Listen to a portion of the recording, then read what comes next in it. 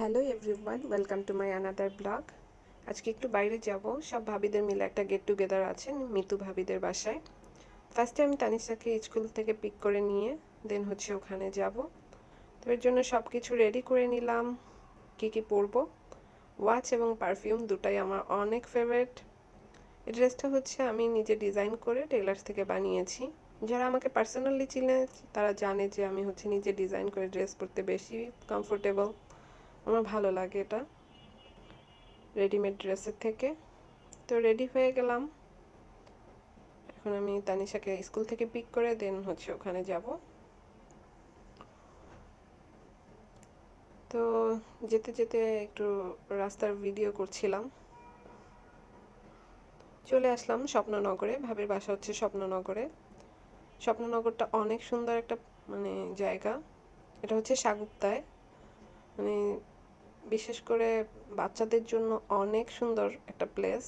মানে যারা এখানে থাকে তারা, আমি মনে করি যে তারা অনেক লাকি যে এত সুন্দর একটা মাঠ পেয়েছে তারা। এটা একদম কলোনির মতো। তো এখানে মাঠ আছে, তারপর মসজিদ আছে। তো চলে আসলাম মিতু ভাবির বাসায়।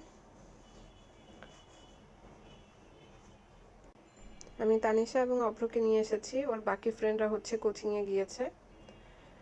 মিতু ভাবি আমাদের জন্য অনেক আয়োজন করেছে, থ্যাংক ইউ মিতু ভাবি। সবগুলো খাবার অনেক ইয়ামি ছিল, মানে সে অনেক কষ্ট করেছে আমাদের জন্য। এখানে ছিল চিলি চিকেন, পায়েস, বুটের ডালে হালুয়া, ভেজিটেবল কাবাব, পোলাও, তারপর বিভিন্ন ধরনের ভর্তা, ভাত। প্রত্যেকটা খাবার জাস্ট ওয়াও। আচারও ছিল। তারপর আমরা সবাই খেতে বসে গেলাম। আমি ফার্স্টেই ভর্তা দিয়ে খেয়ে নিয়েছি, কারণ ভর্তা আমার অনেক পছন্দের একটা জিনিস। দেন আমি সব বাকি আইটেমগুলো ট্রাই করেছি।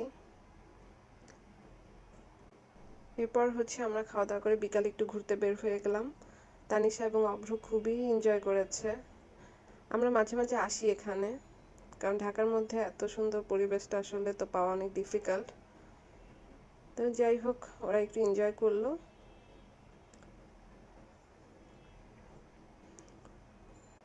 এখানে বেশ কিছুক্ষণ ছিলাম। এটা স্বপ্ননগরের নাইট ভিউটা জাস্ট ওয়াও। যাই হোক, আজকে এই পর্যন্তই। Thank you for watching, by.